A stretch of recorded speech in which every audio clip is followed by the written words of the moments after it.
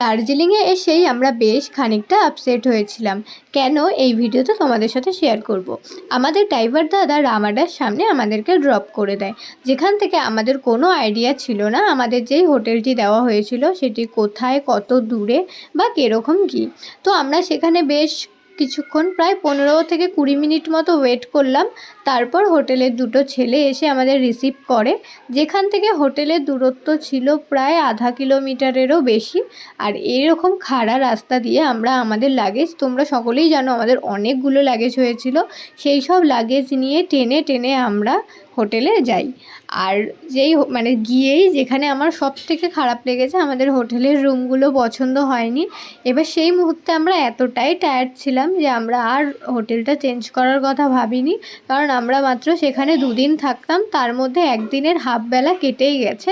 তাই আমরা সবাই মিলে ডিসাইড করলাম যে যখন চলেই এসছি আর লাগেজ নিয়ে এত কষ্ট করে আমরা হোটেলে পৌঁছেছি, সেই কারণে আর আমরা হোটেলটা চেঞ্জ করব না। নেক্সট টাইম আমরা ভালো হোটেল দেখে বুক করে তারপরেই আসবো। হোটেলে পৌঁছতে আমাদের প্রায় 1:45 বেজে গেছিলো। তারপর আমাদের 3টের দিকে আবার বেরোনোর কথা ছিল দার্জিলিংয়ের কিছু লোকাল সাইট সিইংয়ের উদ্দেশ্যে, কিন্তু আমাদের একদম ফ্রেশ হতে গিয়ে খেতে গিয়ে অনেকটা লেট হয়ে গেছিলো, প্রায় 4টে বেজে গেছিলো।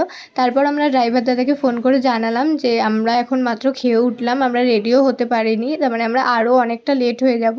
তো ড্রাইভার দাদা বলল যে দার্জিলিংয়ের রাস্তা এখন যে পরিমাণ জ্যাম লাগছে, আমরা যদি এখন বেরোই আমরা কিছুই দেখতে পাবো না। তাই আমরা বেরোনোর প্ল্যানটা ক্যান্সেল করে দিই এবং কিছুক্ষণ রেস্ট নিয়ে সন্ধ্যার দিকে গিয়েছিলাম দার্জিলিং ম্যালে ঘুরতে। আর এই সেই ভাইরাল প্লেস হোপ গ্রিনারিজ, যার সামনে ছবি তোলার জন্য ছিল প্রচুর লাইন। আর অনেকক্ষণ লাইন দিয়ে আমরা কিছু ফটো ক্লিক করেছিলাম, যেগুলো তোমরা দেখতে পাবে আই এম রিক্তাদের ইনস্টাগ্রাম আইডিতে। আর হোপ গ্রিনারিজ এমন একটি জায়গা যে এই ক্যাফের মালিক যদি চায় খাবারের নয়, শুধু এখানে ছবি তোলার জন্য 10 টাকা করে নেবে, তাহলেও কিন্তু ওনার ডেলি হাজার হাজার টাকা ইনকাম হয়ে যাবে। কারণ দার্জিলিংয়ে গেছে আর এখানে ছবি তোলেনি, এমন হতেই পারে না। তারপর আমরা চলে গেলাম দার্জিলিংয়ে কফি ট্রাই করতে, যেটা ছিল ডালগোনা, যেটা আমরা সবাই প্রথমবার খাচ্ছিলাম। আর এই আন্টি ছিল ভীষণ কিউট, আর উনি বলছিল যে সবাই ভিডিও করে করে ওনাকে প্রায় ভাইরালই বানিয়ে দিয়েছে। আমি ভিডিওতে একটি মার্কেট সম্বন্ধে শুনেছিলাম যেখানে রিজনেবল প্রাইসে অনেক ঠান্ডার পোশাক পাওয়া যায়। আর আমরা প্ল্যান করে গেছিলাম, কারণ বাড়ি থেকে সেরকমভাবে আমরা ঠান্ডার জিনিস নিয়ে যাইনি। আর দার্জিলিংয়ে ছিল প্রচুর পরিমাণে ঠান্ডা, আমরা লিটারেলি কাঁপছিলাম। তাই আমরা বেশ কিছু সোয়েটারের দোকান খুঁজছিলাম, কোটের দোকান, যেগুলো রিজনেবল প্রাইসের মধ্যে আমরা নিতে পারবো। তো সেই মার্কেটটা আমরা অনেক খোঁজাখুঁজি করার পরেও পাইনি। আর অনেকে বলছিল যে মার্কেটটি ভেঙে দিয়েছে, কেউ বলছিল মার্কেটটি সপ্তাহে 1 দিন বসে, কেউ বলছিল সকালে বসে। আমরা কিছুই বুঝতে পারিনি। তাই আমরা ফন্টেনের সামনে বসে বসে কফি খাচ্ছিলাম আর বেশ কিছু মানুষকে জিজ্ঞাসা করেছিলাম, কিন্তু কেউই ঠিকঠাক ইনফরমেশান দিতে পারেনি। তো আমরা কিছু না কিনেই চলে যাই। তবে সেখানে অনেক দোকান ছিল, বেশ কিছু জামা কাপড়ের দোকান, খাবারের দোকান, আরও বিভিন্ন ধরনের দোকান, এমনকি অ্যালকোহলের দোকান অবধিও সেখানে ছিল। তবে একটি দোকান আমার বেশ পছন্দ হয়েছিল, সেই দোকানে সমস্ত কিছু রূপোর জিনিস বিক্রি হচ্ছিল, আংটি, কানের চুড়ি, নেকলেস, অনেক কিছু, এই ধরনের অনেক কিছু ছিল মেয়েদের জিনিস, কিন্তু সেগুলোর দাম অনেক বেশি ছিল, যেহেতু সেগুলো রূপোর ছিল। আর একটা জিনিস আমার খুব ভালো লেগেছে, সেটা হচ্ছে বিভিন্ন দোকান যারা চালাচ্ছিল তার মধ্যে সবাই ছিল মহিলা। পাহাড়ে কিন্তু সবাই পরিশ্রমী, আমার দেখা বেশিরভাগ মহিলারাই কিন্তু পয়সা ইনকাম করে এবং তারা সকলেই স্বাবলম্বী। দার্জিলিংয়ে গিয়ে দার্জিলিংয়ের লোকাল কিছু খাবার আমরা ট্রাই করেছিলাম, কিন্তু তার মধ্যে দার্জিলিংয়ের মোমোর টেস্ট আমি এখনও ভুলতে পারছি না, এত টেস্টি ছিল। বিশেষ করে মোমোর সাথে যেই সসগুলো দিয়েছিল দারুণ ছিল, একদম অরিজিনাল, একদম ফ্রেশ লাগছিল সসগুলো।